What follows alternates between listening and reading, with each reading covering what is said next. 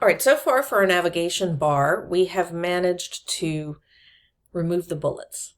And we chose a level of specificity that removed the bullets from both the footer and the header, or the main nav and the secondary nav, without affecting our bullet lists within our text. So that's good. Let's keep working from there, and let's get both of these to display horizontally across the page. Now, we can still use the same styles for these right now, but as soon as we start trying to get them to display evenly, we might have to do a little bit more math. So we're going to continue working here in our header and footer navigation, and we're going to use one simple property here that's going to help get all of these to display across the top. And this is to do with Flexbox, which I was explaining earlier. So it's a Flexbox layout style, and what we can do is just choose a new selector for Nav UL. Make sure that we're indenting properly here and that we add our closing curly braces as well. And now I'm going to give this a property of display flex. And so basically this is activating Flexbox. Now you notice it did put them all on one line together, which is good.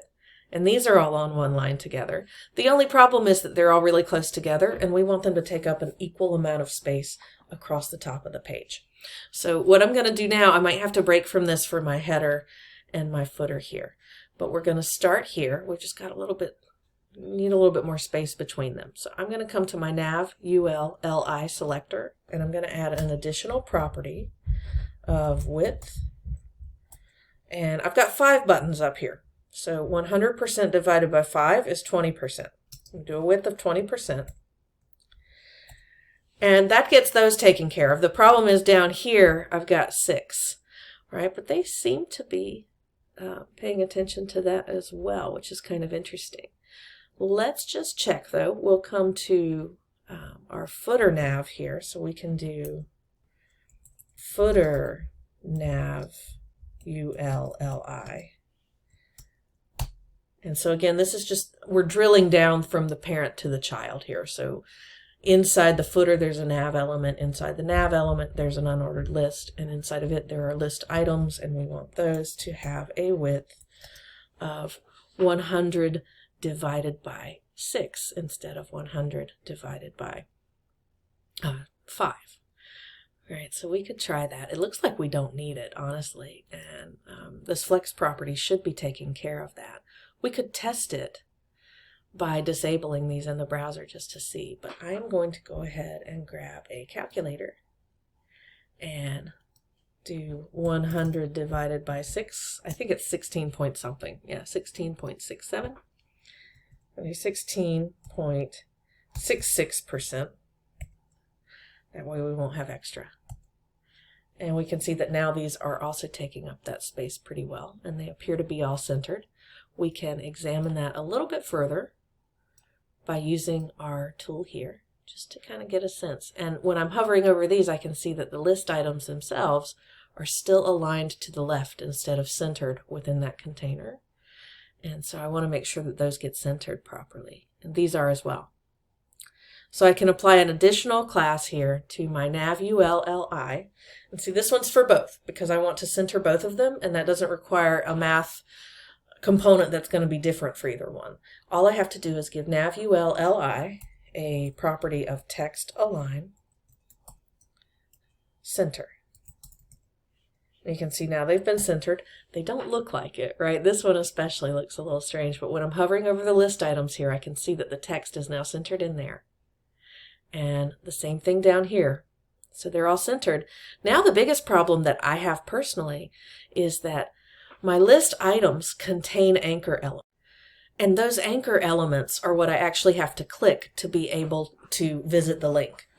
And having those only be the size of the anchor, which is the text here or the icon here, creates a really small target area to click on. And it would be a lot better for my end users if they could click anywhere in this area and have it launch this home button.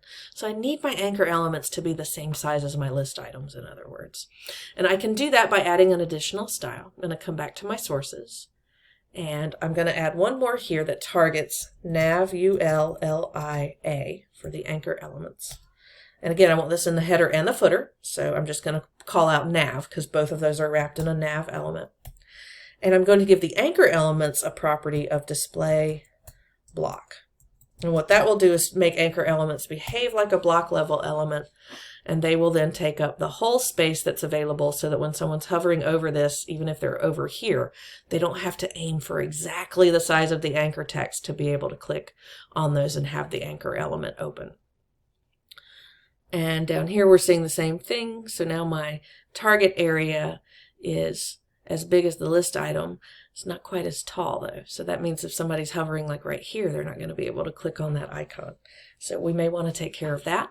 I'm going to use my developer tools to examine that, see what I can do. So in my footer here, you see how my footer is big enough, but my icons are sitting a little bit high. And then my nav element is not quite tall enough. And then this is happening with my unordered list. You see how when I hover over my unordered list, the orange on the top and the bottom and the green off to the left, that's what's causing these to not look centered, first off. So up here, this one is the same thing. If I can get over that UL, you see that green over at the left? That's padding on the left, and that's why these aren't looking centered, even though they are. So I can come back to my style sheet here, and this is in nav UL. What I can do is I can choose padding. I could just do padding left and choose 0. 0, by the way, is the only thing that doesn't need a unit of measure, because 0 is 0 no matter what the unit of measure is. Otherwise, you always need to give some sort of unit of percentage or pixel or whatever it is you're using.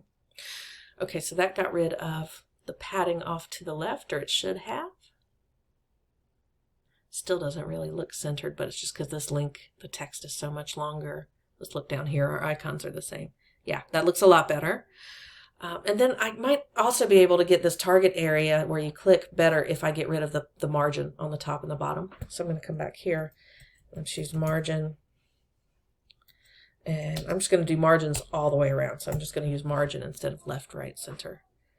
And see if that helped. Really, it didn't. The anchor element especially is still not.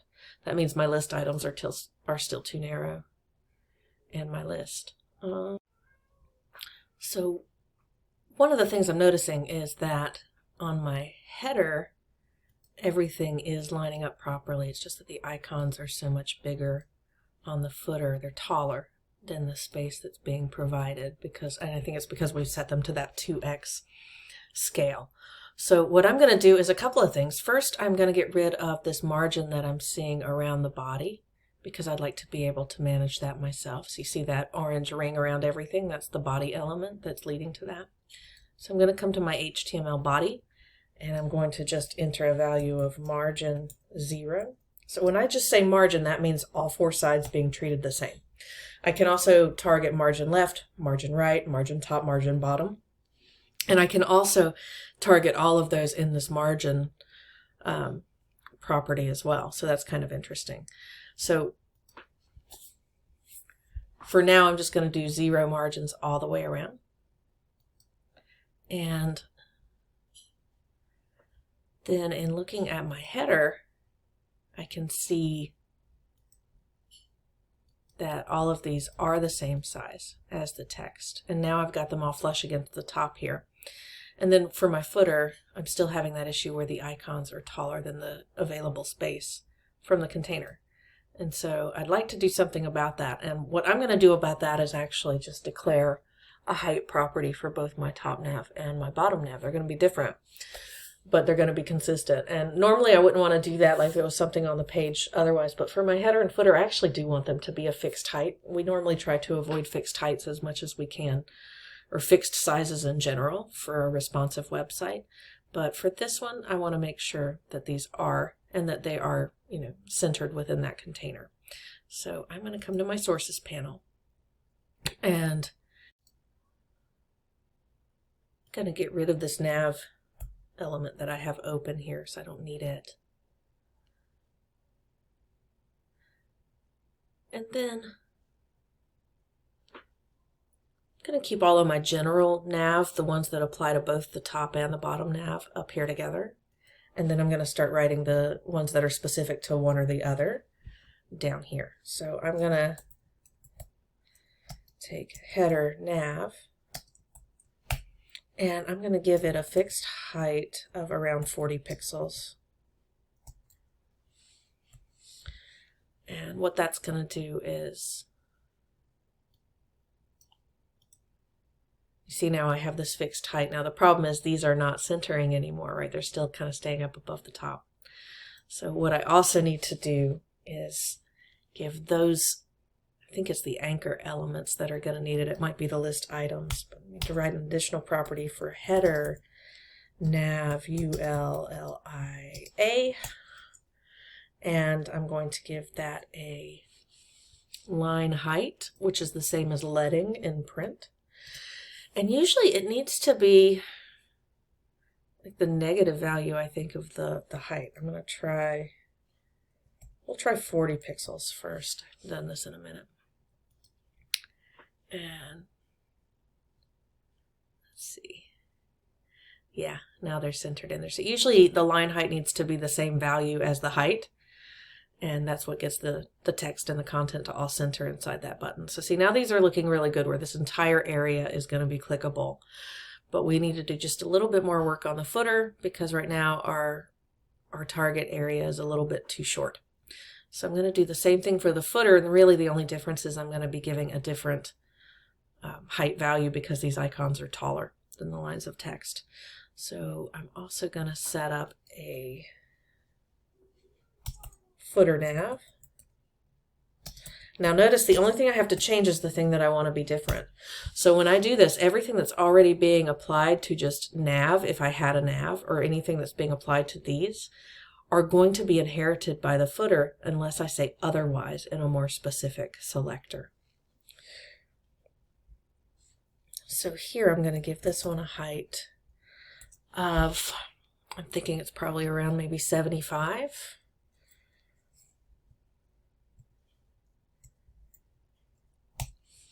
And we can see how that's going to look for the footer.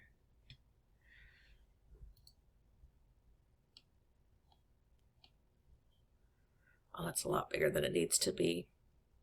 Let's see, and it should be footer nav that I'm styling. Yeah, that's a lot bigger than it needs to be. So let's come back and maybe go to about 50. That looks a little better. And you can see how these icons are sitting way up higher than they need to be. So hopefully we can take care of that now to where that doesn't become misleading. Because the issue is if this area is the target area to click and somebody happens to be clicking just a little bit higher, I know that doesn't seem like a big deal, but it is, because then they're going to think the button's broken.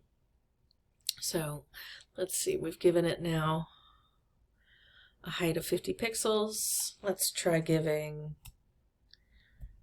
I'm trying to do these in order. So footer nav is here, and when I select list items, I want that to be beneath its parent container. And now I want to grab anchor elements in there. So I want to grab footer nav ULLIA, and I don't have to be that specific. I could probably do just footer A, but there's no reason why I wouldn't want to be that specific in this case. And I can do a line height of the same 50 pixels. You notice that my icons moved and now they're kind of down in the center there, and this whole target area becomes clickable, which is better.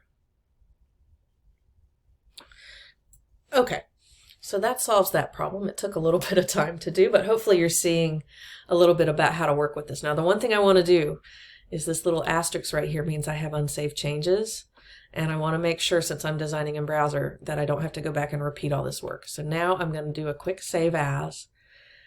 And when I do that save as, notice it still knows that this is styles.css. So all I actually have to do is navigate to my, my 188 folder here and just overwrite styles.css here. And now my style sheet has been saved. I don't have this asterisk anymore. So now if I mess up and I reload the page, or if my browser crashes and I have to restart, I am safe and all my code is safe. So let's come back to our assignment instructions and figure out what we need to do next.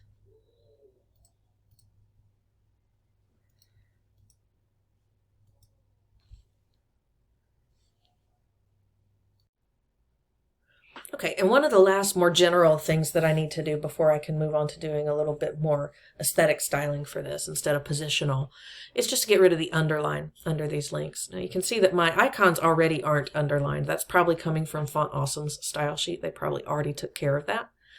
But in my case, I've got these underlines under the text here, and I want to get rid of those. And that is just going to be where I deal with the anchor element. The anchor element's what's getting that underline because it's the link. So even though my icons don't have it, it's not going to hurt for me to just add this property to my selector for both nav bars. So I'm going to choose nav UL LIA, and I'm going to give it an additional property. This is actually called a declaration. So these are called selectors, and then this is called a declaration and a value. But I'm going to give it an additional property or declaration of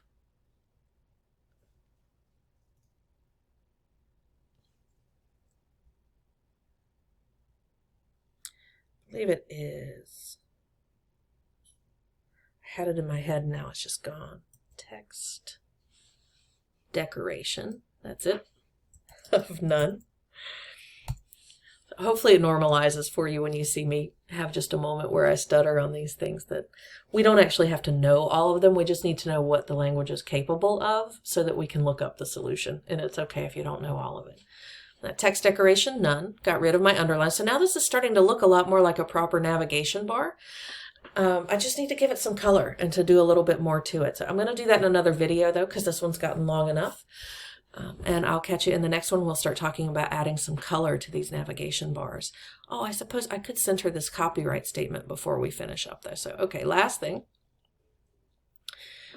Footer. Let's grab that. Let's just center everything in the footer. So instead of footer nav here, I'm going to add an additional property just above it since footer is its parent. Well, you know what? I actually have a footer section, and these are more for the navigation. So I'm going to come down to my footer here, and I'm going to grab a selector for footer here.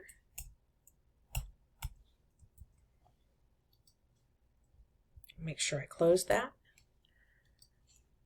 And I'm going to try a text align of center for that. And there we go. My paragraph moved to the center now too. All right, so that looks good. Positionally, everything's in place, so now we can start talking about colors after this.